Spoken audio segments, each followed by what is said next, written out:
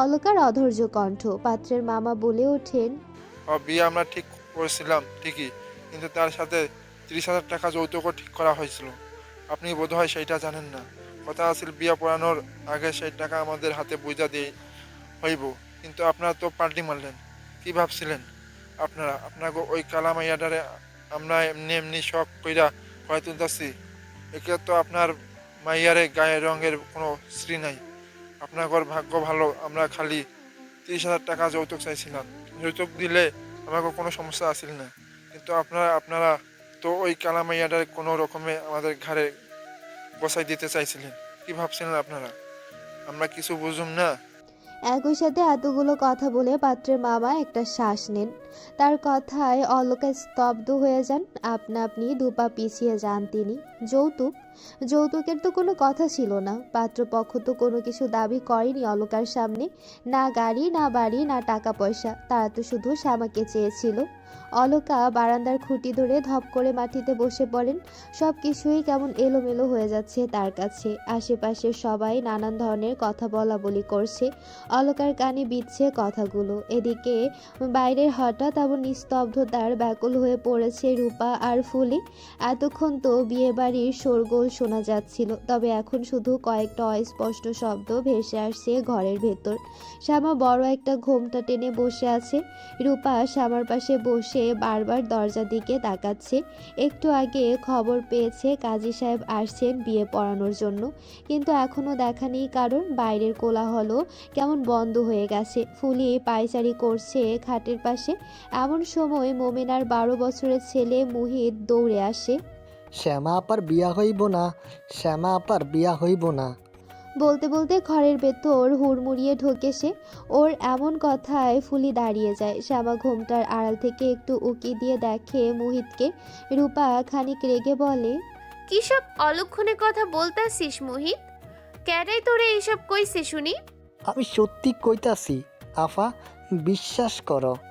মামার কাছে ওই বেটা 30,000 টাকা চাইছিল। মামা দিতে পারে না দেখা বিয়া বাইঙ্গা দিছেন উনি। বিয়া হইব না শ্যামা আপার। মোহিতের অগোছালো কথা কিছুই বুঝতে পারে না কেউ। রূপার ফুলি একে অপরের দিকে চাওয়াচাই করে, শ্যামার দিকে তাকায়। অবুঝের মতো শান্ত চোখে মোহিতের দিকে তাকিয়ে আছে মেয়েটা। ফুলি দৌড়ে ঘর থেকে বেরিয়ে আসে অবস্থা ঠাউর করার জন্য। রূপাও চোখের ইশারায় শ্যামাকে সান্ত্বনা দিয়ে ধীর পায়ে ঘর থেকে বাইরে বেরিয়ে আসে। বাইরের পরিবেশ গোমট। অলকা তাকায় মোকলেসের দিকে। বিয়ে ঠিক হওয়ার পর থেকেই মোকলেসের ব্যবহার কেমন অদ্ভুত লেগেছিল অলকার কাছে। এতক্ষণে সবকিছু পরিষ্কারভাবে বুঝতে পেরেছে অলকা। সেই দিন তাহলে এই বিষয়ে আলাদাভাবে মোকলেসের সাথে কথা বলেছিলেন পাত্রের মামা। ভিড়ের মাঝে অলকার দৃষ্টি কাকুরি বুড়িকে খুঁজতে থাকে। দূরে ময়নার সাথে এক কোণে জুবুথুবু হয়ে দাঁড়িয়ে আছেন কাকুরি বুড়ি। মোকলেস কখনোই যৌতুক দিয়ে বিয়ে দেওয়ার বিষয়ে রাজি ছিলেন না। মূলত কাকুরি বুড়ি মোকলেসকে ভুজুং ভাজুং বুঝিয়ে রাজি করিয়েছেন। একবার কোনো রকমে বিয়ে হয়ে গেলে পরে আর যৌতুকের টাকা দেবেন না, এই ভেবে মোকলেসও রাজি হয়ে গিয়েছিলেন। বরাবরের মতো মায়ের বাধ্য সন্তানের পরিচয় দিয়েছেন মোকলেস। এদিকে নিজের মেয়ের ভবিষ্যৎ সম্পর্কে একবারও চিন্তা করেননি তিনি। অলকা কখনো কল্পনাও করতে পারেননি এসব হয়ে যাবে। অলকার পুরো শরীর কেঁপে ওঠে। তিনি ধীর পায়ে উঠে গিয়ে দাঁড়ায় মানিকের সামনে। ভেজা কণ্ঠে অনুনয়ের স্বরে বলে, বাবা, তুমি তো আমার শ্যামারে পছন্দ করছিলা তাই না? তাইলে তোমার মামা এসব কি কইতাছে? হ্যাঁ, দেখো বাবা, আমার মাইয়াটা অনেক অভাগী। ও জীবনে কোনো দিন কারো ভালোবাসা পায় নাই। ওর স্বপ্ন, ওর জীবনটারে এমনি নষ্ট করে দিও না বাবা। অলকার কথায় মানিক মাছি তাড়ানোর মতো করে ব্যঙ্গ করে বলে, কি কইলেন? আপনার ওই কালা মাইয়ারে আমি পছন্দ করছিলাম? আমি? হুম। আরে আমি তো আপনার মাইয়ারে দেখি নাই। আপনি তো আপনার মাইয়ারে দেখছেন তাই না? শুনছি এই কালা। এই দেখেন, আপনি আমারে দেখেন আর আপনার মাইয়ারে দেখেন। কোন দিক দিয়া আপনার মাইয়া আমার যোগ্য? আমি তো ওই বিয়াতে রাজি আছিলাম না। শুধুমাত্র মামার কথায় আপনার ওই কালা মাইয়ারে বিয়া করতে রাজি হইছিলাম। নয়তো আপনার ওই মাইয়া তো আমার দাসী হওয়ার যোগ্যতা রাখে না। কথা শেষ না হতেই ঠাস করে একটা চড় পড়ে মানিকের গালে। উপস্থিত সকলেই হতভম্ব হয়ে যায়। মানিক গালে হাত দিয়ে গর্জে ওঠে, তাকায় রূপার দিকে।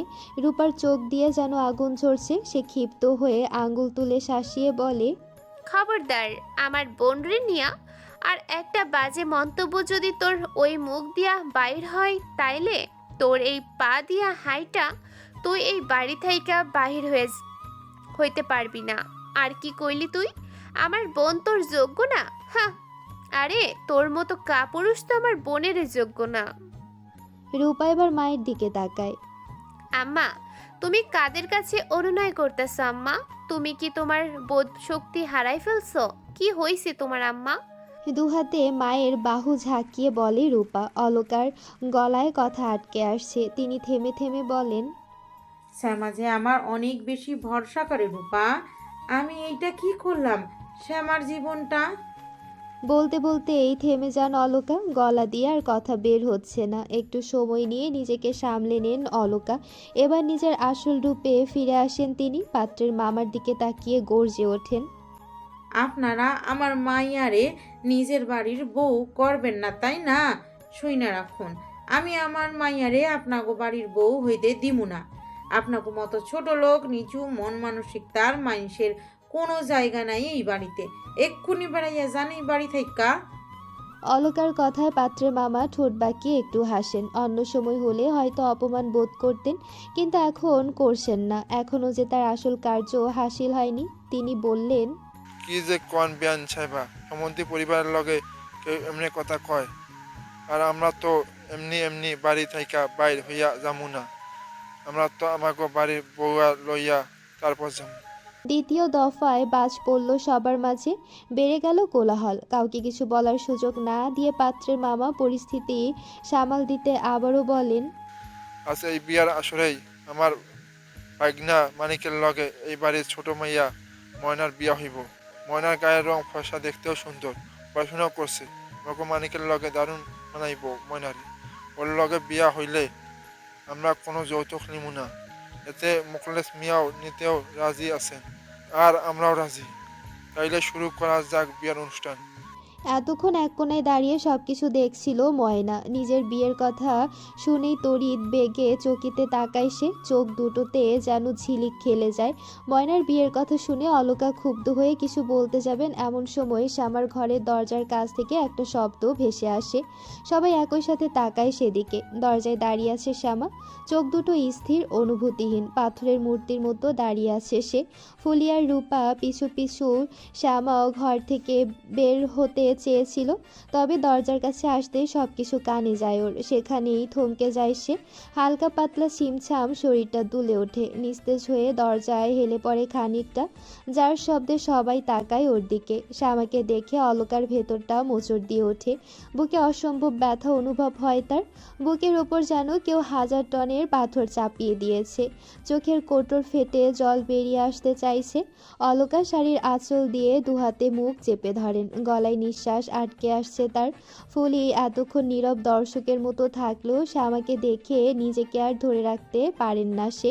দৌড়ে গিয়ে দুহাতে জাপটে ধরে শ্যামাকে। শ্যামাকে সান্ত্বনা দেওয়ার মতো ভাষা নেই ফুলির কাছে। সে কি বলবে শ্যামাকে, যে শ্যামার হবু বরের সাথে কেউ ওর ছোট বোনের বিয়ে হতে চলেছে?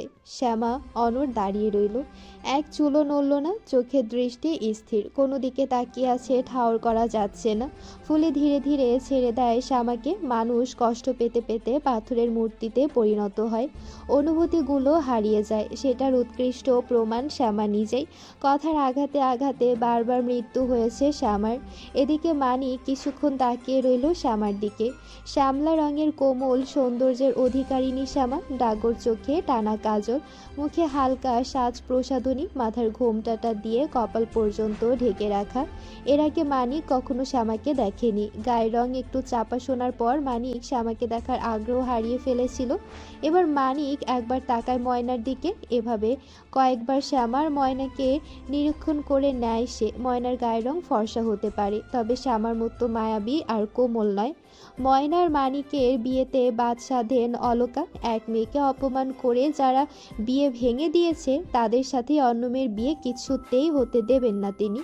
এদিকে মোকলেস ও নাছরবান্দা, তিনি এই বিয়ে দিয়েই ছাড়বেন। এই বিয়েতে মোকলেসকে আলাদা করে আর কোনো টাকা পয়সা দিতে হবে না। বিয়ের বিষয়ে মোকলেসের সাথে অনেক কথা কাটাকাটি হয় অলকার। অলকার গায়ে হাত তুলতেও উদ্যত হন মোকলেস। এসব দেখে গ্রামের মানুষ মুখ টিপে হাসছেন। এসব কোনো যাত্রাপালার থেকে কম নয় তাদের কাছে। শেষমেশ অলকা হার মেনে নেয়। ক্লান্ত শরীরটাকে টেনে আস্তে আস্তে বসে পড়েন মাটিতে। রূপা এগিয়ে যায় মায়ের কাছে। ফুলি এখনও একই ভঙ্গিতে শ্যামাকে দুহাতে আগলে দাঁড়িয়ে আছে বারান্দায়। কাকুরি বুড়ি বারান্দায় উঠে শ্যামার মাথা থেকে এক টানিয়ে বিয়ের ওড়নাটা খুলে নেন। বেনি করা ফুল প্যাঁচানো খোপাটা খুলে যায় শ্যামার। সামনে ছোট ছোট চুলগুলো এলোমেলো হয়ে যায়। বুড়ি শ্যামার গলা এবং হাত থেকে গয়না খুলতে গেলে ফুলি বাধা দেয়। নিজে সযত্নে শ্যামার গা থেকে গয়না খুলে দেয় ফুলি। অলকা ক্লান্ত দৃষ্টিতে তাকিয়ে দেখেন ময়নার দিকে। ময়না কিরকম হাসি মুখে বিয়ের পিঁড়িতে বসে গেল। একবারও নিজের আপার বিষয় ভাবল না সে, কোনো প্রকার আপত্তি করল না বিয়েতে। অলকা রূপার হাত ধরে নরম কণ্ঠে বলেন, ময়নাটা এমন কেন হইল রূপা? ও তো আমারই গর্ভের মাইয়া, তাইলে ও তোদের মতো হইল না কেন? আমি তো ওরে তোদের মতোই শিক্ষা দিয়ে বড় করছি, তাইলে ও আমার শিক্ষা গ্রহণ করলো না কেন রূপা? বল না, ও এমন স্বার্থপর কেমনি হইল? কেমনি ও একটা বারও আমার শ্যামার কথা ভাবলো না? ও এমন কেন হইল রূপা, বল না। মায়ের কথায় শ্যামা চোখ ঘুরিয়ে তাকায় মায়ের দিকে। শ্যামার চোখ দুটো জ্বলছে, খুব বেশিই জ্বলছে। অনেক বেশি কাঁদতে ইচ্ছে করছে। শ্যামা মনে মনে ঠিক করে সে আজ কাঁদবে, অনেক বেশি কাঁদবে। একবার ময়নার দিকে বিদায়টা হয়ে যাক, তারপর শ্যামা কাঁদবে। শ্যামা কোনো রকমে চোখে পানি আটকে রাখে। সন্ধ্যা গড়িয়ে রাত নেমেছে। গ্রামে শুনশান নীরবতা। চারিদিক থেকে ঝিঝি পোকার ডাক ভেসে আসছে। শ্যামাদের বাড়িটা আজ উজ্জ্বল আলোয় রাঙানো।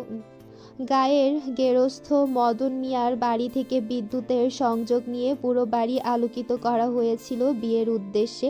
দেখতে দেখতে ময়নাকে বিদায় দেওয়া হয়। ময়নাকে সাথে নিয়ে পাত্রপক্ষে সবাই চলে গেছেন। সমাগম পূর্ণ বাড়িটা কিছুটা হালকা হয়ে যায়। গ্রামের আশেপাশের মহিলারা এখনও উঠানে ঠায় দাঁড়িয়ে আছেন।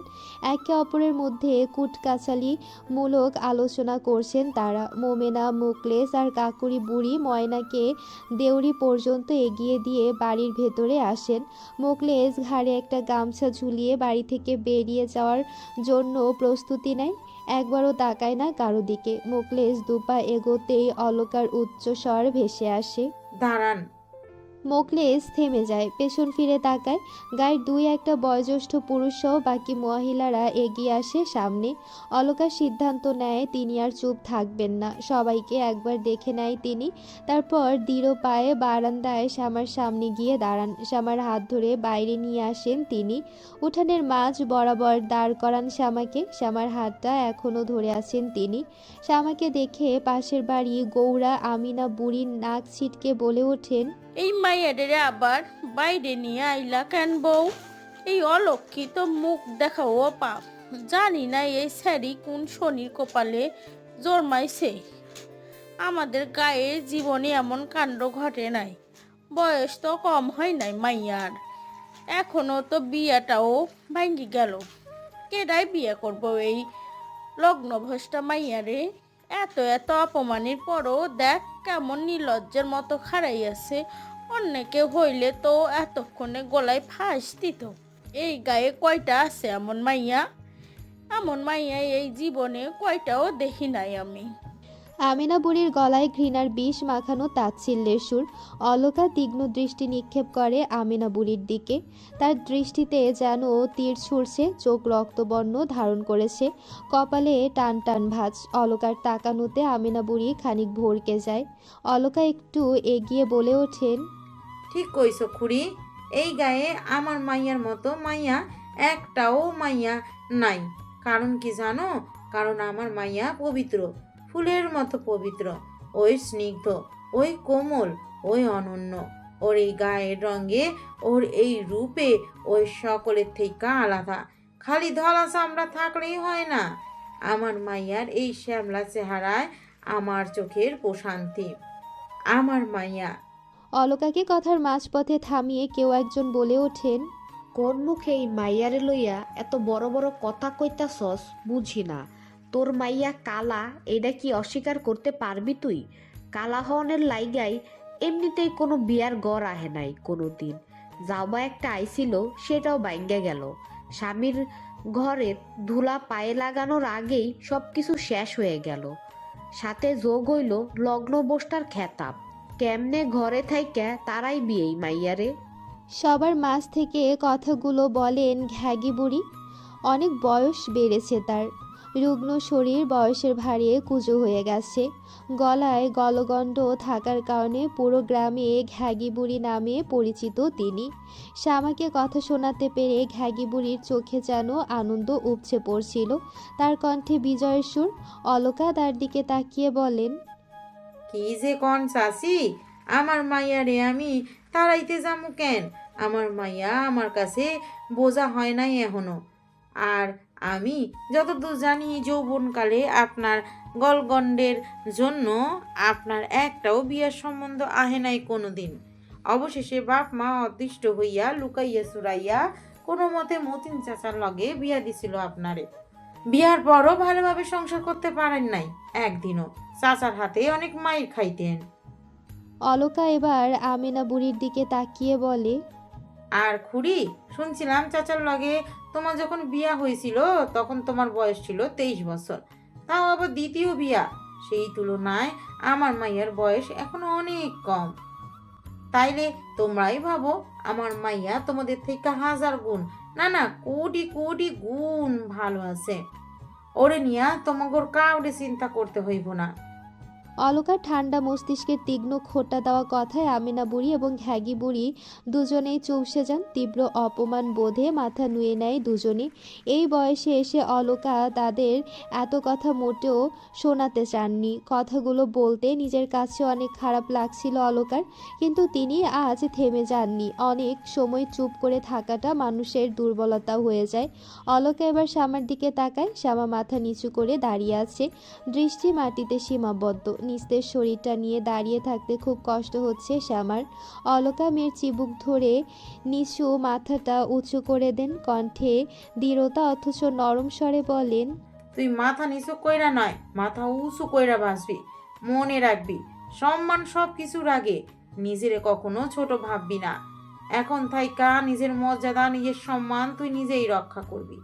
আর কিসের জন্য কষ্ট পাইতেছস তুই, হ্যাঁ? আরে তোর জীবন তো একটা ভুল থেইকা বাইসা গেছে। শুকরিয়া আদায় কর আল্লাহর কাছে। চারদিকে তাকায় দেখ, সবাই তোরে দেখতাছে। তুই যে সুন্দর সেটা সবাই জানে। আর তোর এই সৌন্দর্যকে সবাই হিংসা করে। এই শ্যামলা রঙের মধ্যেই তুই অনেক সৌন্দর্যের অধিকারী, যা হাজারো সাদা চামড়ার মধ্যে নাই। কিন্তু হ্যাঁ, সবাই কিন্তু এইটাও জানে তোর এই শ্যামলা গায়ের রং তোর দুর্বলতা। তাই তো তোরে সবাই হিংসা করে, তোর দুর্বলতা নিয়ে খোঁটা দেয়। তোর আশেপাশের লোকে তোরে নিয়ে যা ভাবে তুই নিজেও তোরে নিয়ে তাই ভাবিস। কিন্তু আর না, তুই আর সহ্য করবি না। আজ থাইকা তুই নতুন কইরা বাঁচবি। আজ থাইকা তোরে নতুন জীবনের রচনা হইব, যেই জীবনে তুই নিজের মতো কইরা বাঁচবি, কারো চোখে পড়ার জন্য নয়, বরং নিজের আত্মমর্যাদার জন্য। শ্যামা অলকার চোখে চোখ রাখে। মায়ের চোখে অদ্ভুত দীপ্তি লক্ষ্য করে সে। শূন্য তাকানোর মতো একধানে তাকিয়ে থাকে মায়ের দিকে। অলকার কথায় ফোড়ন কাটে মোকলেস। তিনি মুখ বাঁকিয়ে গলা কাঁপিয়ে ব্যঙ্গ করে অলকাকে বলেন, এই মাইয়ার লইয়া তোরা তো কিসের লাফানি? এই মাইয়ার লেগে আইজ আমার সব মান সম্মান ধুলাই মিশা গেছে। এখন আমি সমাজের কাছে কেমনে মুখ দেখাবো? কি করবো আমারে সবাই? লগ্ন ভ্রষ্টা মাইয়ার বাপ, মুখ পুরি, অলক্ষী মাইয়া একটা বিয়ের বাজারও টিকতে পারলি না তুই। আরে তোর জন্ম দেওয়াটাই আমার পাপ হয়েছে। জন্মের পর যদি মুখে একটু বীজ হেরা দিতাম, তাইলে আইজ আমার এমন দিন দেখতে হইতো না। বাবার কথায় শ্যামার এতক্ষণের জমে থাকা চোখের পানি ঝরঝর করে ঝরে পড়ে। তিক্ততায় চোখ খিসে বন্ধ করে নেয় সে। প্রতিটা শব্দ যেন ছুরির মতো শরীরকে ছিন্ন ভিন্ন করে দিচ্ছে শ্যামার নিজেকে সামলে রাখতে পারে না। এক ধাক্কায় হুড়মুড়িয়ে ধপ করে বসে পড়ে মোকলেসের পায়ের কাছে। দুহাতে মাথা চেপে ঢুকরে কেঁদে ওঠে মেয়েটা। মোকলেস বিরক্তিতে দুপা পিছিয়ে যান। অলকা সহ উপস্থিত সবাই হতবাক হয়ে যান। অলকা দুপা এগিয়ে আসেন মেয়েকে সামাল দিতে, কিন্তু কিছু একটা ভেবে থেমে যান তিনি। রূপার ফুলি এগিয়ে আসতে চাইলে ওদেরকে ইশারায় আটকে দেন। শ্যামা হাউমাউ করে কাঁদতে কাঁদতে জড়ানো কণ্ঠে বলে, আমি যখন এতই অভিশপ্ত, এতই অভাগী, এতই অলক্ষী, তাহলে জন্মের পর কেন আমার মাইরা ফেলাইলা না আব্বা? কেন আমারে জন্ম দিলেন না আপনি? আর জন্ম যখন দিলেনই তখন কেন ভালোবাসলেন না আমায়? কি দোষ আছিল আমার? কি দোষ আছিল বলেন না? আমি তো নিজে নিজেরে বানাই নাই আব্বা, ওই আল্লাহ আমারে বানাইছে, ওই আল্লাহ আমারে দুনিয়াতে পাঠাইছে। তাহলে আমার ভাগ্যটা কেন এমন হইল? কেন কোনোদিন আমি আমার আব্বার আদর ভালোবাসা পাইলাম না? ময়নাকে আর আপারে যেভাবে ভালোবাসেন আমারে কেন সেভাবে ভালোবাসলেন না? আমার খুব কষ্ট হয় আব্বা, খুব কষ্ট হয়। আপনি জানেন আমার দম বন্ধ হয়ে আসে, জানেন? হা হুতাশ করে মরে যাওয়ার মতো হাহাকার জন্মায় আমার বুকে। আপনি জানেন আব্বা, আমার মনে না অনেক কষ্ট জমা আছে, কিন্তু দেখেন না, যেইখানে আমি আমার মুখের কথা কাউরে বুঝাইতে পারি না, সেখানে মনের কথা কেমনে বুঝাবো আমি? আমার সবচেয়ে বড় ব্যর্থতা, আমি কোনোদিন আমার মনের কথা, গভীর কথা, অনুভূতি, কষ্টগুলা কাউরে বুঝাইতে পারি নাই। শ্যামা হাতের উল্টো পিঠে চোখের পানি মুছে আবারও বলে, জানেন আব্বা, আমার বিয়া ভাঙা গেছে, তাতে আমার কোনো কষ্ট নাই, বিশ্বাস করেন কোনো কষ্ট নাই আমার। আমার খালি এইটাই কষ্ট, আমার খুব অসহায় লাগে। মনে হয় এই দুনিয়াতে এতগুলা মানুষ থাকতেও আমার আপন বইলা আমার আম্মা ছাড়া আর কেউ নাই। বিধাতা আমার জন্য আর কাউরে বানাইলো না, এক আম্মা ছাড়া আমারে কেউ ভালোবাসলো না। এটা খুব কষ্টের। জন্ম থেকে ভাগ্যটা এমন হইব যদি জানতাম, তাইলে আল্লাহরে জন্মের আগেই কইয়া দিতাম, আমারে দুনিয়াতে পাঠাইও না আল্লাহ, আমারে দুনিয়ায় পাঠাইও না। অলকা এতক্ষণ স্তব্ধ হয়ে দাঁড়িয়ে মেয়ের আহাজারি শুনছিল। শ্যামার ভেতরের সব চাপা কষ্ট বেরিয়ে এসেছে আজকে। অলকা থামায়নি মেয়েকে, এতদিনে জমে থাকা সকল কষ্টের ভার হালকা হতে দিয়েছেন তিনি। শ্যামা যে এতগুলো কথা বলতে পারবে ভাবেননি অলকা। তার মেয়ে এতগুলো কথা কখনো বলেছে কিনা তাও জানা নেই। চুপচাপ শান্ত স্বভাবের মেয়েটার আহাজারি অলকার মনকে নাড়িয়ে তোলে। পাশে ফুপিয়ে কাঁদছে ফুলি। অলকা চোখের পানি মুছে শ্যামার কাছে গিয়ে বসে, শান্ত কণ্ঠে বলে, কার জন্য কান্তাছিস তুই? আর এই অমানুষটার পায়ে পইরাই বা কান্তাছিস কেন তুই? হ্যাঁ, যে তোরে কোনোদিন ভালোই বাসলো না, তার পায়ে পইরা কান্তাছিস, ও বুঝবো তোর কষ্ট? একটা কথা কি জানিস শ্যামা, চোখের পানি ফেলাইয়া কারো আপন হওয়া যায় না, কারোর ভালোবাসা পাওয়া যায় না। কারণ যে আপন, যে ভালোবাসে, সে কখনো চোখে পানি আসতেই দেয় না, সে কখনো কান্না করতে দেয় না। শ্যামা মায়ের বুকে আছড়ে পড়ে। কাঁদতে কাঁদতে হেসকে উঠে গেছে শ্যামার। সে কান্নারত কণ্ঠে বারবার আউড়িয়ে বলে, আম্মা গো, তোমার মতো কেউ হইল না আম্মা, কেউ আমারে তোমার মতো করে মায়া দিয়া ভালোবাসলো না। আম্মা আমারে একটু জড়ায় ধরো না আম্মা, আমার মাথায় একটু হাতটা রাখো আম্মা, আমার খুব কষ্ট হইতেছে আম্মা। অলকা শ্যামাকে শক্ত করে জড়িয়ে ধরেন। বাঁধ ভাঙা চোখের পানি ছেড়ে দেন তিনি। মোকলেসের দিকে ভেজা দৃষ্টি নিক্ষেপ করে ক্ষুব্ধ স্বরে বলেন, যদি আমাদের চোখ দেহের বদলে আত্মা দেখতো, তাইলে সৌন্দর্য সম্পর্কে আমাদের একটা আলাদা ধারণা থাকতো। অলকা ধীরে ধীরে মেয়েকে ধরে উঠান। মেয়ের দুই কাঁধে হাত রেখে জোরালো কণ্ঠে সবার উদ্দেশ্যে বলেন, আমার মাইয়া শ্যামা আমার গর্বের অহংকার, আমার জীবনের শ্রেষ্ঠ প্রাপ্তি। আজ এই জায়গায় আমার মাইয়ারে যারা যারা লাঞ্ছিত করলেন, অপমান করলেন, তাদের সবাই রে কইয়া রাখতাছি, আমার মাইয়া একদিন এমন জায়গায় যাইব যেখানে আপনাদের কারোর ছায়া মারাইবার ক্ষমতা থাকবো না। মিলাইয়া নিয়ান আমার কথা। সেই দিনের পর আরও 3টে দিন কেটে গেছে। শ্যামা নিজেকে সামলে নিতে শিখেছে। কেউ পাশে না থাকলেও অলকা, রূপা আর ফুলি শ্যামার পাশে সব সময় ছিল। শ্যামার আশ্রয় তারা। এক মুহূর্তের জন্য তারা শ্যামাকে একা থাকতে দেয়নি। প্রতিটা মুহূর্ত সঙ্গ দিয়েছে শ্যামাকে। শ্যামা আর কাঁদেনি। বিয়ের 3 দিন পর ময়নার আজ ঘর ফেরানি। আজ ময়না আসবে তার স্বামীকে নিয়ে। সকাল সকাল মোকলেস টাটকা টাটকা বাজার করে নিয়ে এসেছেন নতুন জামাইয়ের জন্য। সেই দিনের পর অলকা মোকলেসের সামনে আর মুখ খোলেনি, যেচে পড়ে কথাও বলেনি মোকলেসের সাথে। মোকলেসের আনা বাজারগুলো নিয়ে মোমেনা রান্না ঘরে চলে যান। কাকুরি বুড়ি বারান্দায় রান্নাঘরের দরজার কাছে বসে মোমেনাকে কী কী রান্না করতে হবে না হবে সেসব বাতিয়ে দিচ্ছেন। মুখের সাথে ধরে হাতও চলছে তার। একটা একটা করে পান সাজিয়ে কৌটাতে রাখছেন তিনি। তার উল্টো দিকের বারান্দায় বসে শ্যামা লম্বা ঘন চুলে তেল দিয়ে দিচ্ছে রূপা। দু বোনের মধ্যে টুকটাক হাসি তামাশার কথা হচ্ছে। শ্যামাকে হাসানোর জন্য রূপা নানান রকম কথা বলছে, আর সেসব শুনে শ্যামা হাসছে। এক পর্যায়ে খিলখিল করে হেসে ওঠে শ্যামা। শ্যামাকে এভাবে হাসতে কখনো দেখেনি রূপা। শ্যামা আজকাল হাসে, একটু বেশিই হাসে। নিজেকে একটু বেশি হাসি খুশি রাখে সে, হয়তো নিজের দুঃখ কষ্টগুলো ভোলার জন্য। শ্যামার এই প্রাণবন্ত হাসি যেন সহ্য হলো না কাকুরি বুড়ির। তিনি নাকের পাঠা ফুলিয়ে চিল্লিয়ে বলে ওঠেন, ওই মাইয়া, এমনে খ্যাট খ্যাট কইরা হাসছস কেন? জানোস না মাইয়া মানুষের উচ্চ গলায় থাকতে নাই? দাদির কথায় রূপাও একইভাবে চিল্লিয়ে বলে, গলা নামাইয়া কথা কও দাদি। মায়া মাইনসের উঁচু গলা থাকতে নাই। তোমার গলা শুই না তো টিনের চালের কাওয়াটাও উইরা গেল বোধ হয়। শ্যামা কিছু বলে না, নীরবে বসে থাকে। রূপার কথায় মোমেনা রান্নাঘর থেকে বেরিয়ে এসে বলে, আজকাল তুই একটু বেশি স্যাটাং স্যাটাং কথা কইতে শিখছস রূপা। কে শিখাইতেছে তোরে এইগুলা? দিন দিন মায়ের মতো হইতাছস। একদম ঠিক কইছো ফুপু। ভাগ্যিস আম্মার মতো হইতাছি। কি জানো, আমি আমার আম্মার মতোই হইতে চাই। তোমাগো মতন হইবার কোনো ইচ্ছা আমার নাই।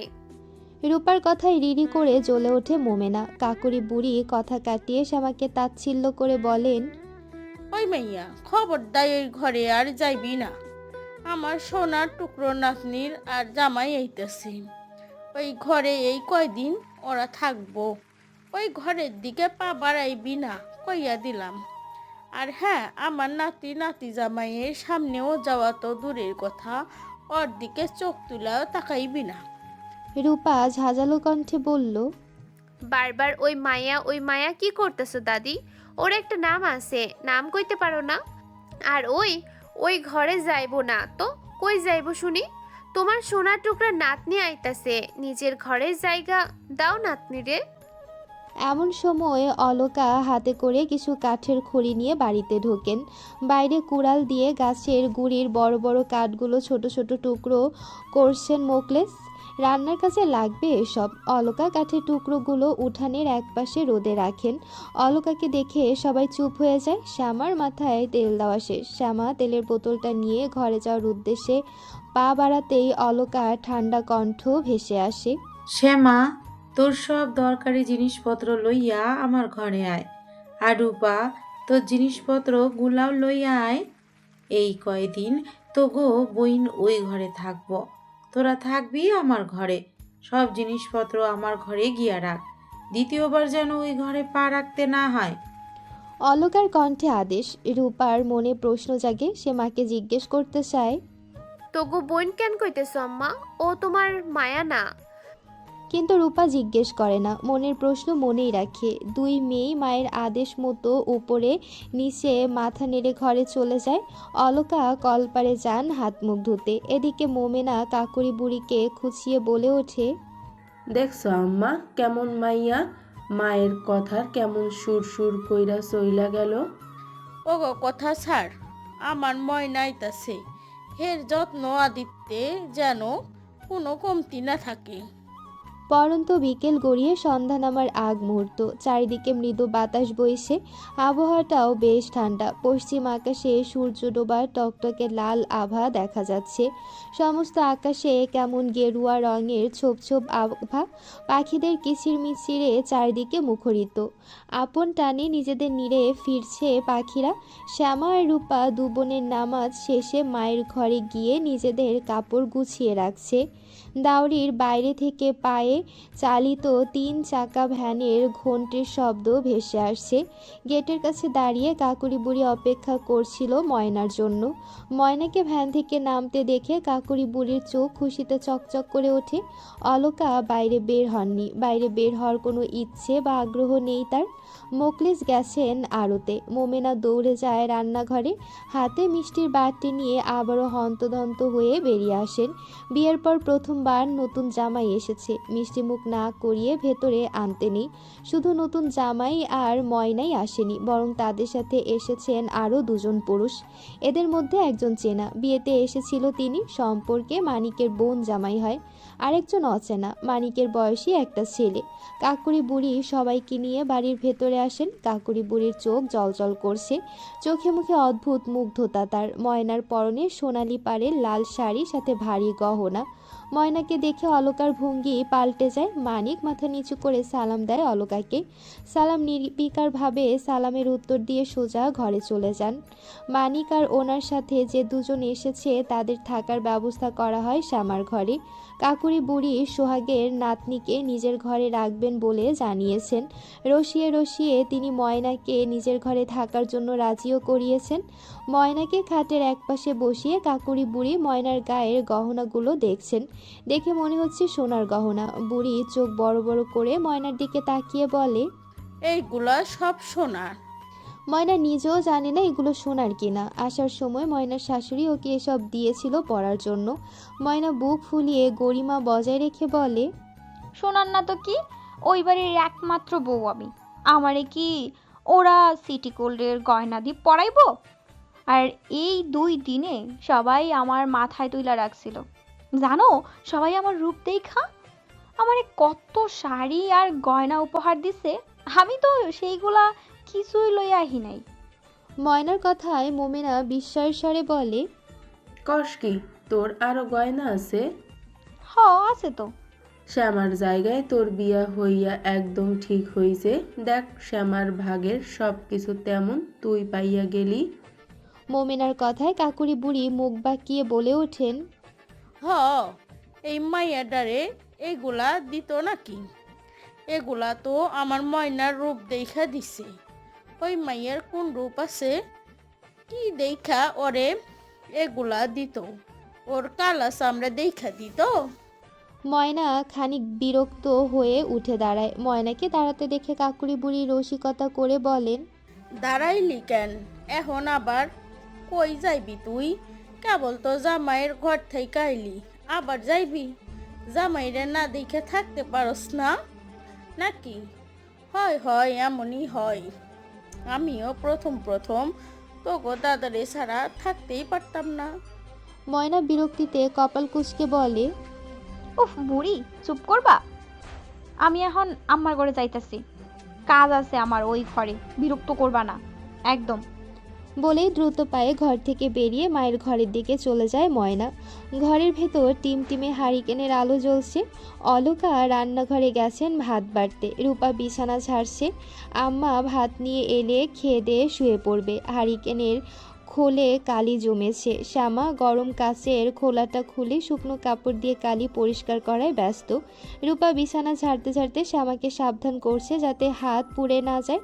ময়না ঘরে ঢুকে রূপাকে জিজ্ঞেস করে, ভালো আছিস আপা?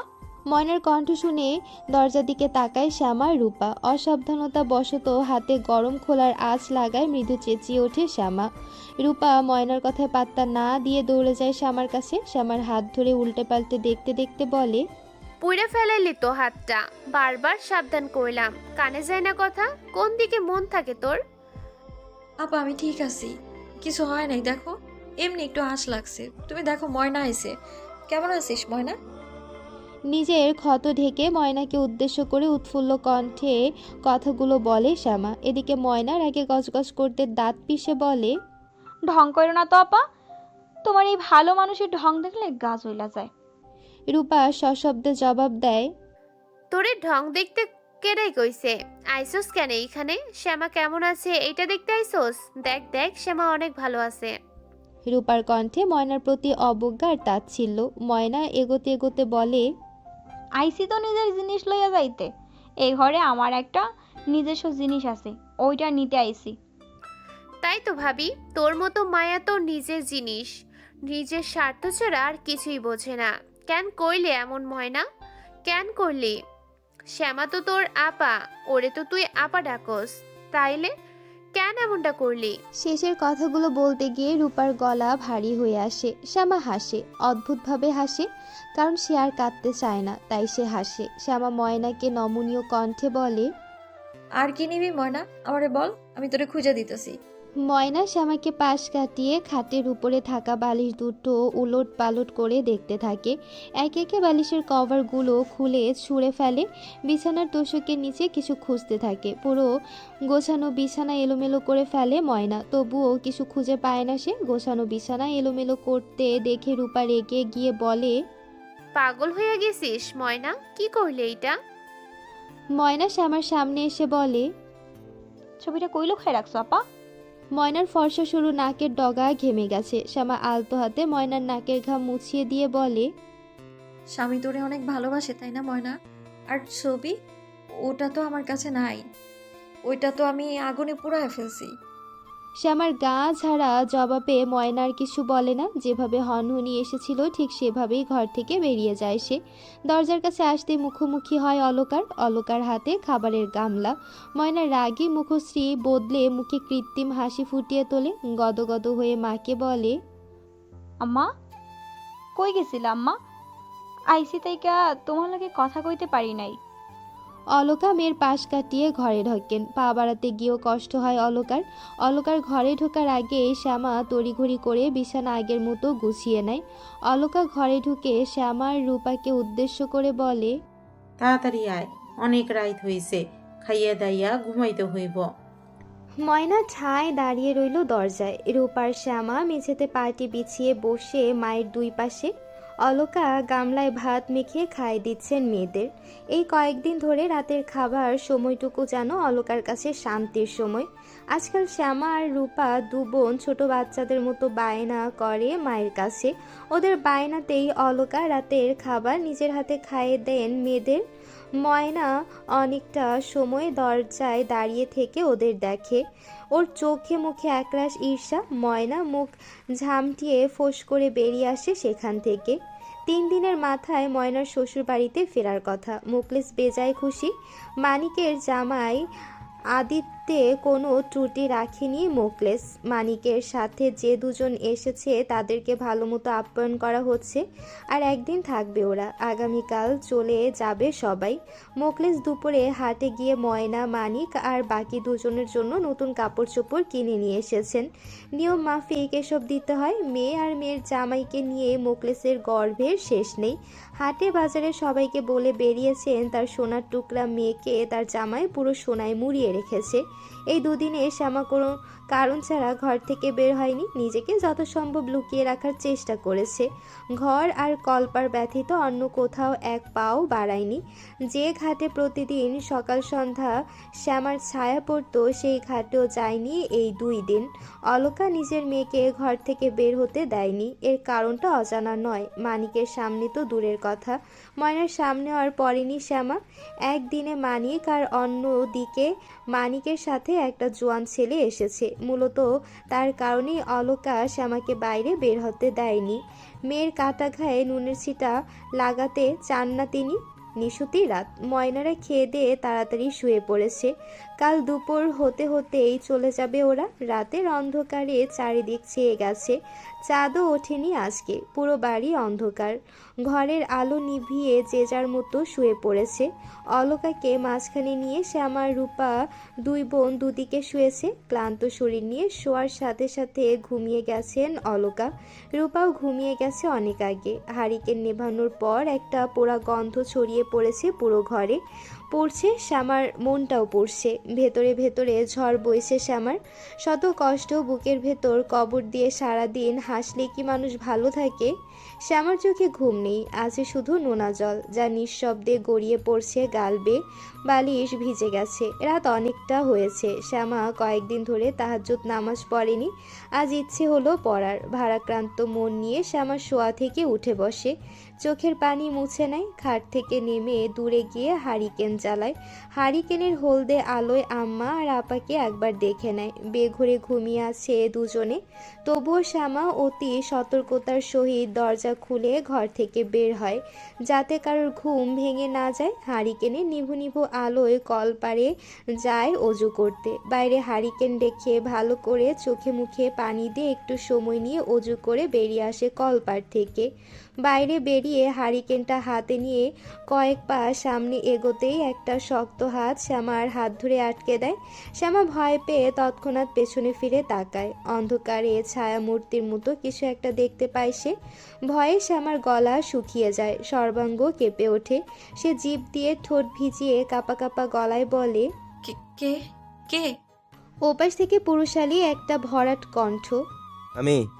পুরুষালী কণ্ঠে শ্যামার রুহু পর্যন্ত কেঁপে ওঠে। নিজের হাত ছাড়ানোর চেষ্টার জন্য হাত মুচড়াতে মুচড়াতে নিচু স্বরে বলে, কে আপনি? হাত ছাড়েন আমার। এত রাইতে আপনি আমাকে বাড়িতে কি করেন? ছাড়েন আমার হাত। ওপাশের জন আবারও বলে। ছাড়ার জন্য তো ধরি নাই। শ্যামা এক ঝটকায় হাত ছাড়িয়ে হারিকেনটা উপরে তুলে দেখে কুচকুচে কালো মণিওয়ালা এক জোড়া চোখ ওর দিকে বিকৃত নজরে তাকিয়ে আছে। শ্যামলা গরনের সুঠাম দেহি একটা পুরুষ, লম্বায় শ্যামার থেকে অনেকটা উঁচু, কেমন লোলুপ দৃষ্টিতে তাকিয়ে আছে শ্যামার দিকে। পরনে একটা লুঙ্গি আর স্যান্ডো গেঞ্জি ছাড়া আর কিছুই নেই। অচেনা এক পুরুষকে দেখে শ্যামা ভয়ে এলোমেলোভাবে দুপা পিছিয়ে যায়। পেছন ঘুরে ঘরের দিকে দৌড়াতে গেলে শ্যামার ওড়নার এক অংশ টেনে ধরে লোকটা। ওড়নায় হাঁচকা টান পড়তেই শ্যামা থেমে যায়। হাতের হারিকেনটাও মাটিতে কাত হয়ে পড়ে যায়। চারিদিকের মৃদু আলো আর বেশি ঝাপসা হয়ে যায়। ভয়ে শ্যামার গলা শুকিয়ে কথা বের হচ্ছে না, চিৎকার করার শক্তিটুকুও নেই। এমনিতেই শ্যামা ভীতু স্বভাবের, তার উপরে এইরকম অবস্থার সম্মুখীন হতে হবে সে কখনোই ভাবেনি। শ্যামা পুরো শরীর কাঁপছে। সে কাঁপা কণ্ঠে আবারও বলে, কে আপনি? আমাকে বাড়িতে কি করতেছেন আপনি? লোকটা ধীরে ধীরে এগিয়ে আসে শ্যামার কাছে। অনেকটা কাছে এসে মুখের উপর একটু ঝুঁকে বলে, আমি ফরিদ। গত 2 থেকে এই বাড়িতেই আছি আমি। দেখোস নাই? আর দেখবি বা কেমন কইরা? বলেই লোকটা এক হাতে মাটি থেকে হারিকেনটা তুলে শ্যামার সামনে ধরে। হারিকেনের আলোয় শ্যামার আপাত মস্তক লোলুপ দৃষ্টিতে পর্যবেক্ষণ করে। শ্যামার শ্যামলা মুখশ্রীর দিকে তাকিয়ে বাঁকা হাসি দিয়ে বলে, আরে বাহ, সেরি কালা হইলেও সুন্দর আসস। মানিক ভুল কইরে নাই। জানস, মানিকের মুখে তোর কথা শুন না তোরে দেখার লাগিয়াই আমি এই বাড়িতে আইছি। কিন্তু তুই তো শালি ঘর থেকেই বাইর হস না। শ্যামা এতক্ষণে বুঝতে পারে এই লোকটা কে হতে পারে। শ্যামা নিজেকে ধাতস্থ করে দৃঢ় কণ্ঠে বলে, কাছে আইবেন না, দূরে সরেন। আমার কাছে কি চাই আপনার? ছাড়েন আমার হাত, নাইলে কিন্তু আমি চিল্লামু। ফরিদ শাহাদাত আঙ্গুল নিজের ঠোঁটে ঠেকিয়ে ফিসফিস করে বলে, কি কইলি? চিল্লাইবি? চিল্লা চেঁচা, আমিও দেখি কি করতে পারস তুই। ইয়া ভাঙ্গিয়া যাওয়ার পর তো অর্ধেক সম্মান হারাইছস। আজ না হয় আর অর্ধেক হারাইবি। আর কি কইলি? কি চাই আমি তোর কাছে? আমি তোরে চাই। আজ রাতের জন্য আমি তোরে চাই। পছন্দ হয়েছে তোরে? এর বিনিময়ে যা চাইবি তাই দেব। চাইবি আমার? শ্যামার চোখ খিসে বন্ধ করে নেয়। ঘৃণায় গা রিরি করে জ্বলে ওঠে। মুহূর্তেই সে গর্জে ওঠে। কুত্তা, ছাড় আমার হাত। ফরিদ শ্যামাকে ঘুরিয়ে ওর হাত পেছনের দিকে মুচড়ে ধরে।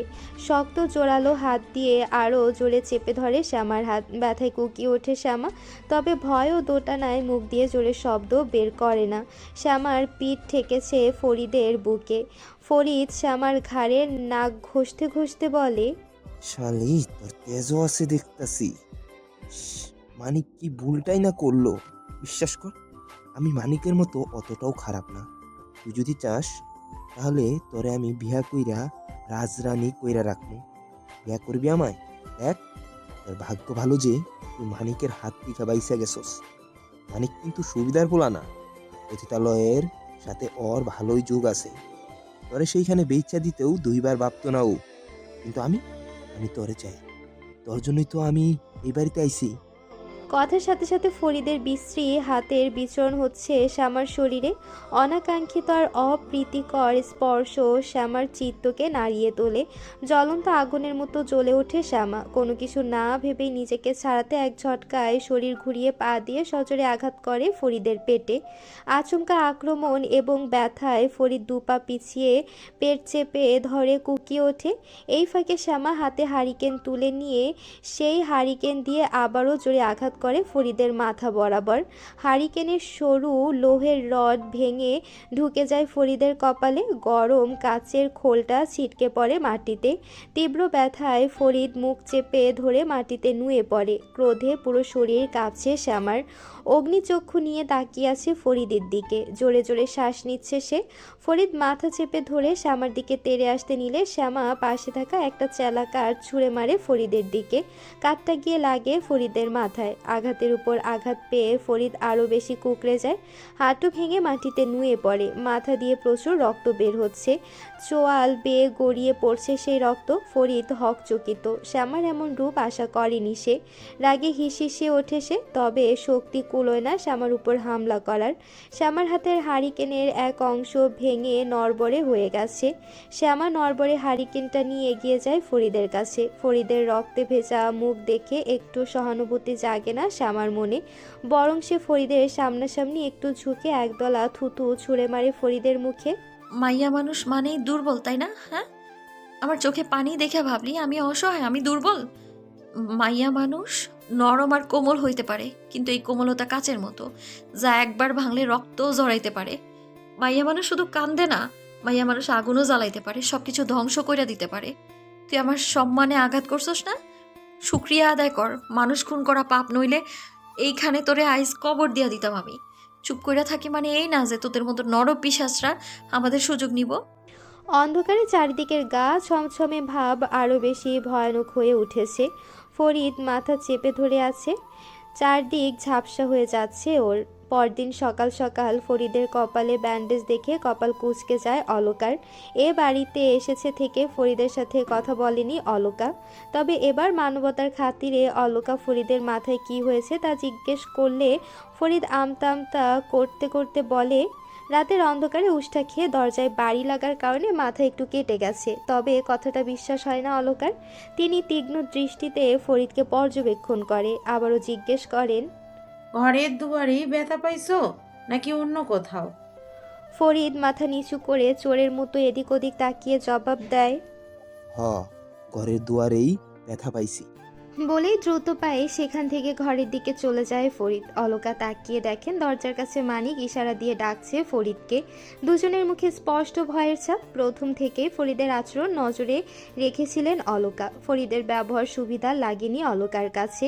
আজ ভোরবেলা কলপারের বাইরের মাটিতে রক্তের ছোপ ছোপ দাগ দেখেছেন অলকা। তার সাথে মাটিতে ছোট ছোট কেরোসিন। ফরিদ যদি ঘরের দরজায় আঘাত পায় তাহলে কলপারের বাইরের রক্তগুলো কিসের? আর কেরোসিন বা এলো কোথা থেকে? মাথায় এসব প্রশ্ন আসতেই অলকা সচকিত হয়ে যান। কিছুক্ষণ দাঁড়িয়ে থেকে পেছন ঘুরে ঘরের দিকে যাওয়ার জন্য পা বাড়ান। কয়েক পা এগোতেই দেখতে পান শ্যামা ঘর থেকে বের হচ্ছে। অলকার সূক্ষ্ম ভ্রুযুগল কিঞ্চিত কুঁচকে যায়। অলকা গম্ভীর কণ্ঠে জিজ্ঞেস করেন, কনে যাইতাছিস? শ্যামা একটু থেমে বলে, ঘাটে যাইতাছি আম্মা। একা নাকি ফুলি আইছে? আমি একা। অলকা চোখ সরু করে তাকায় শ্যামার দিকে। যে মেয়ে 2 দিন থেকে ঘর থেকে বের হয়নি সে এখন একা ঘাটে যাচ্ছে। একা যাইবি? রূপা কই? ওরে লইয়া যা।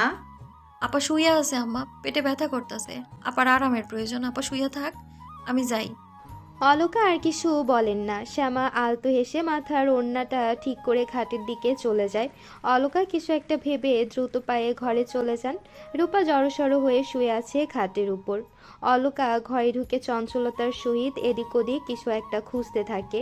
মায়ের হাবভাব দেখে রূপা উঠে বসে। মাকে জিজ্ঞেস করে, কি খুঁজতেছো আম্মা?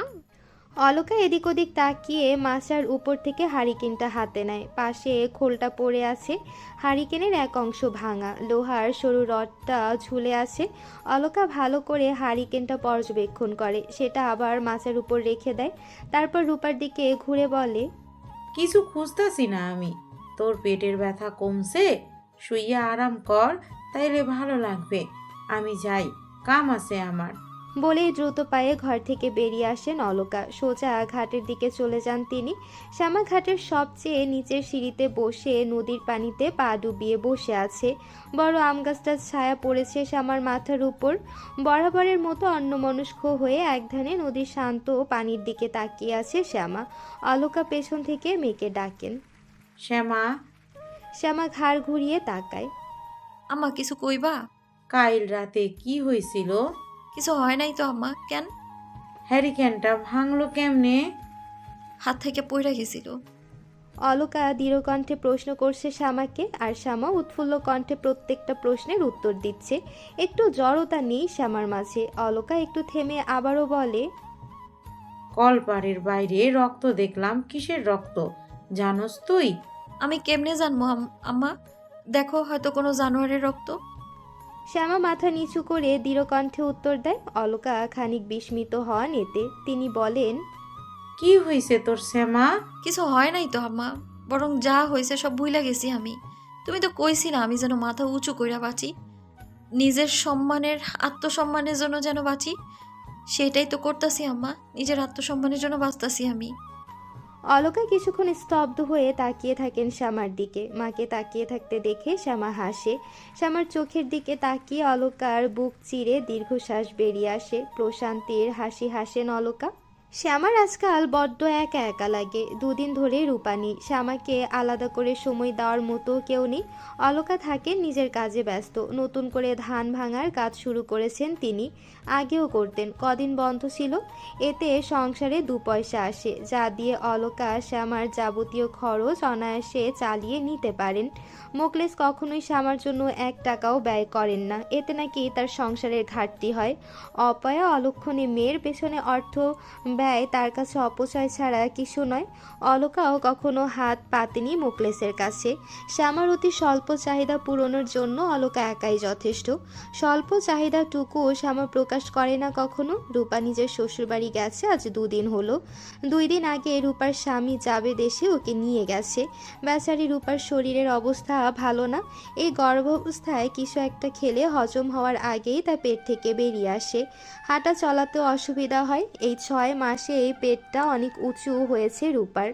সবাই বলছে ওর নাকি 2টো বাচ্চা হবে। রূপা এতে বেজায় খুশি। রূপাকে নিয়ে জাবেদ বা ওর পরিবারের কেউ কোনো ঝুঁকি নিতে চায় না। আরও বেশি দেরি হলে রূপার শরীরের অবনতি হবে। তাই জাবেদ রূপাকে আর থাকতে দেয়নি বাপের বাড়িতে। রূপা চলে যাওয়ার শ্যামা একা হয়ে গেছে। মায়ের পরে রূপাই ওর কাছে সব। এই কয়দিনে রূপার সাথে থেকে শ্যামা সেই আগের মতো ছোট্ট শ্যামায় পরিণত হয়ে গিয়েছিল। রূপার চলে যাওয়ায় শ্যামা আবার সেই আগের মতো চুপচাপ হয়ে গেছে।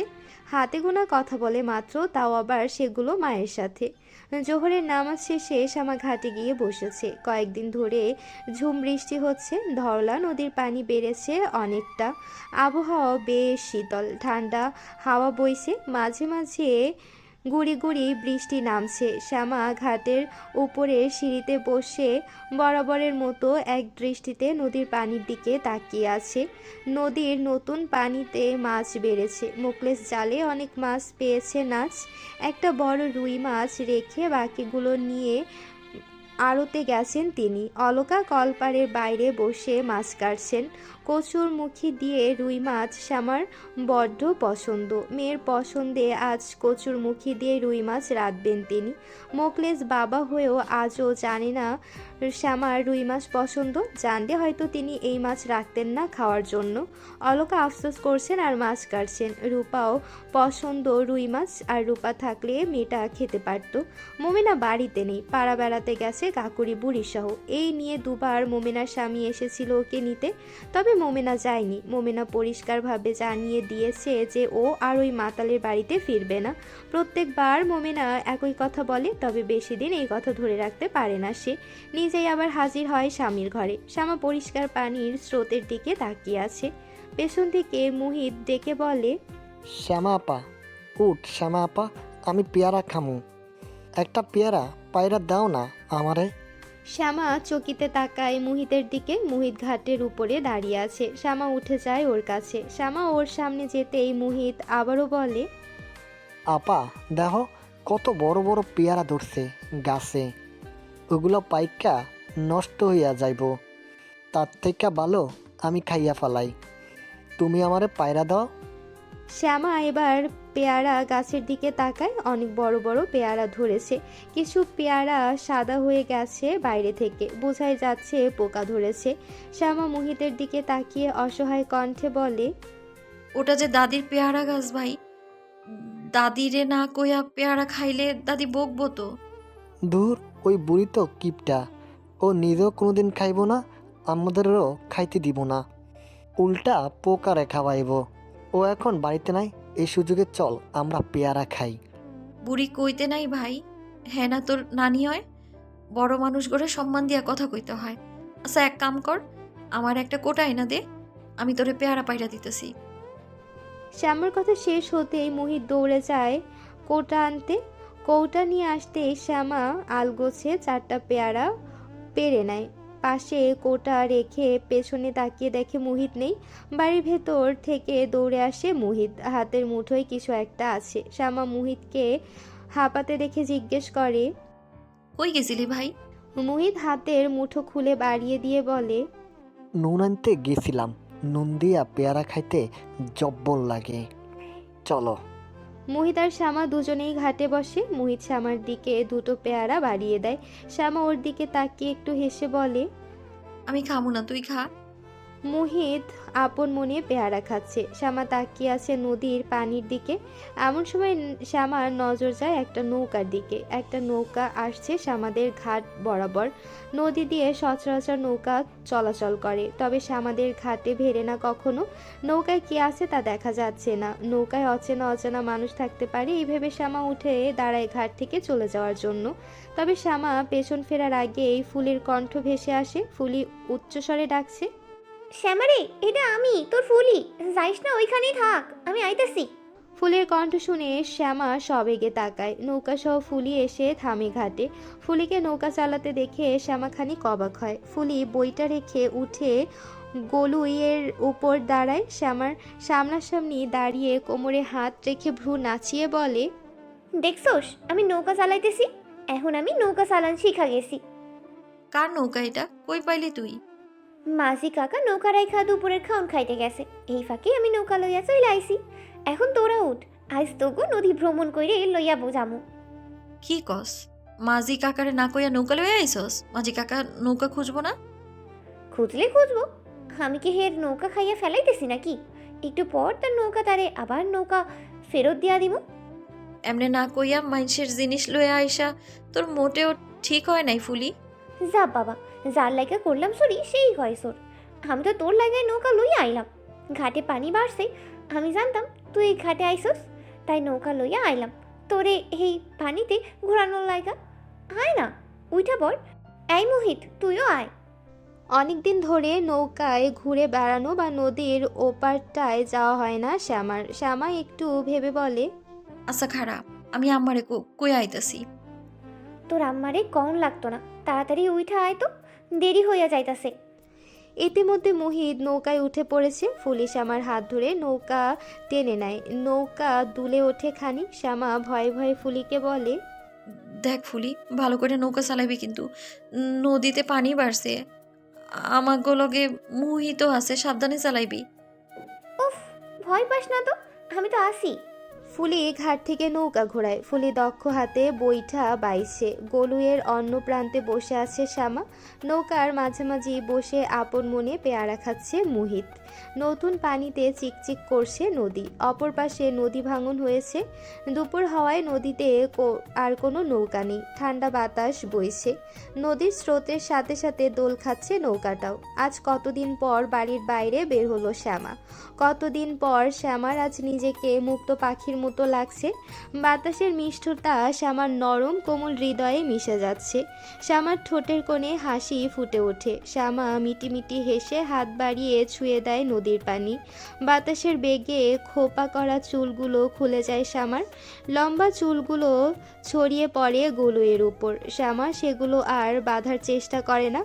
যতদূর চোখ যায় শুধু পানি আর পানি। আকাশে মেঘ জমেছে। নদীর পাড়ের গাছগুলো সবুজে ছেয়ে আছে। সব মিলিয়ে শ্যামার চোখে প্রকৃতি আজ নতুন রূপে নতুন করে ধরা দিচ্ছে। শ্যামা আজ হাসছে, মন খুলে হাসছে। শ্যামার নিগুড় অনুভূতির ধরা ছোঁয়ার বাইরে বেরিয়ে এসেছে। ধীরে ধীরে বৈঠা বাইছে ফুলি। ফুলি অদ্ভুত শীতল দৃষ্টিতে তাকিয়ে আছে শ্যামার দিকে। শ্যামা নদীর পানিতে নিজের পা ডুবিয়ে দেয়। নদীর ছলাৎ ছলাৎ পানি ছুঁয়ে দিচ্ছে অনবরত। শ্যামার মুখের প্রাণবন্ত হাসির দিকে অপলক চেয়ে ফুলি বলে, শ্যামা, তোর হাসিটা অনেক সুন্দর। তুই সব সময় কেন এমনি হাসোস না? হাসি তো। এই হাসিতে প্রাণ আছে। আমি জানি শ্যামা, তোর কষ্ট হয়। আমিও তো তোর মতোই একটা মাইয়া, তোর কষ্টগুলো আমি বুঝি রে। কেডা কয় আমার কষ্ট হয়? না না, হয়তো আমার তো কষ্ট হয়, খুব কষ্ট হয় জানিস, কিন্তু কষ্টগুলা এখন আমারে আর ছুঁইতে পারে না। ওই যে কয় না, বিষে বিষে বিষ ক্ষয়, আমার কষ্টগুলোও তেমন। ওরা নিজেরাই ক্ষয় হইয়া যায় এখন। এখন কেন জানি আমার আর দুঃখ কষ্ট অনুভব হয় না, সব সইয়া যায়। বলতে বলতে বুক চিরে দীর্ঘশ্বাস বেরিয়ে আসে শ্যামার। ফুলি ধীর কণ্ঠে বলে, দীর্ঘশ্বাস তো মাইয়া মানুষের মনকে হালকা করতে পারে শ্যামা।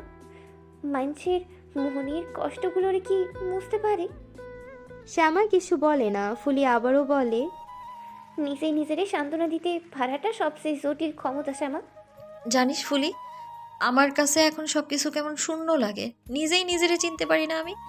মাঝে মাঝে মনে হয় যদি রূপকথার মতো আমার জীবনটা পাল্টাই যেত, তাহলে কতই না ভালো হইতো বল। আমারে যদি সবাই ভালোবাসতো, তাহলে আমার আর কিছু লাগতো না রে। দেখিস, তোর জীবনে এমন একজন আইব যে তোরে রানী বানাইয়া রাখবো। তোর জীবনের ভালোবাসার অভাবটুকু পূরণ কইরা দিব। তোরে অনেক বেশি ভালোবাসবো।